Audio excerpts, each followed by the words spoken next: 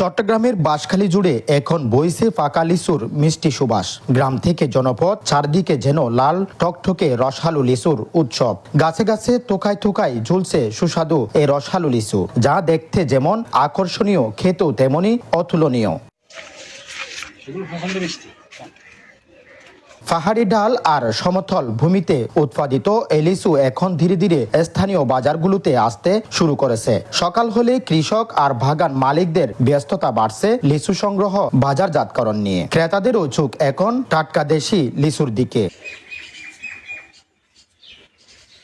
স্থানীয়দের বাসায় একবার কালীপুরের লিচু স্বাদ নিলে সেই স্বাদ সহজে ভোলা যায় না। কালীপুর এলাকার লিচুতে রয়েছে দীর্ঘদিনের ঐতিহ্য। জানা যায় ব্রিটিশ আমল থেকে জমিদার বংশের হাত ধরেই এখানে শুরু হয় উন্নত জাতের লিচু চাষ। মুম্বাই, কলকাতা ও চায়না ত্রিজাতের লিচু দিয়ে গড়ে ওঠে এই ঐতিহ্যবাহী বাগান। সময়ের প্রতিক্রিয়াময় সেই ঐতিহ্য এখন আরো বিস্তৃত হয়ে বাণিজ্যিক রূপ নিচ্ছে।